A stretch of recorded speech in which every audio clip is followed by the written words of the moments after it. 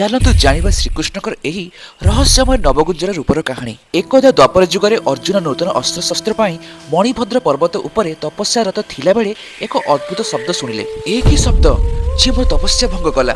ହେ ଭଗବାନ, ଏ ଅଦ୍ଭୁତ ଜୀବଟା କଣ ଯାହାର ମୁଣ୍ଡଟା ଗଞ୍ଜା ଭଳି, ବେକ ମୟୂର, ପିଠି ଷଣ୍ଢ ଏବଂ ଲାଙ୍ଗୁଡ଼ଟା ନାଗ ସାପ ଭଳି ଦିଶୁଛି? ତାର ଗୋଟେ ଗୋଡ଼ ତ ଘୋଡ଼ା, ଗୋଟେ ବାଘ, ଆରଟି ହାତୀ ଏବଂ ଚତୁର୍ଥଟି ଘୋଡ଼ା ନୁହେଁ, ଏଟା ତ ହାତ। ହେ ଭଗବାନ, ଏ ହାତରେ ତ ଅଛି ସୁଦର୍ଶନ ଚକ୍ର। ତା ମାନେ ଏ ତ ଭଗବାନ ଶ୍ରୀକୃଷ୍ଣ। ମତେ ଚିହ୍ନିବା ପାଇଁ ଏତେ ସମୟ ଲାଗିଲା ତମକୁ ସଖା ଅର୍ଜୁନ? ହେ ଶ୍ରୀକୃଷ୍ଣ, ଏ କି ମୟ ଆପଣଙ୍କର? ପାର୍ଥ, ମୋର ରୂପ ତ ଅନନ୍ତ ଆଉ ଅସୀମ।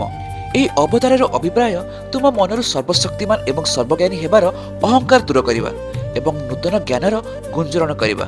ହେ ଶ୍ରୀକୃଷ୍ଣ, ଏହା ସତ୍ୟ ଯେ ମୁଁ ସର୍ବଶକ୍ତିମାନ ଏବଂ ସର୍ବଜ୍ଞାନୀ ହେବାର ଗର୍ବ ଅଛି ମୋ ମନରେ। ପାର୍ଥ, ଏହା ସତ୍ୟ ହେଉଛି ଯେ ଭଗବାନଙ୍କୁ ବୁଝିବା ପାଇଁ ଶକ୍ତି ନୁହେଁ, ନମ୍ରତା ଦରକାର। ଅହଙ୍କାର ହେଉଛି ମନର ଅନ୍ଧକାର ଆଉ ନମ୍ରତା ହେଉଛି ଜ୍ଞାନର ଆଲୋକ। ଏହି ଆଲୋକକୁ ଧର, ବିଜୟ ସଦାସର୍ବଦା ତୁମ ସହିତ ରହିବ।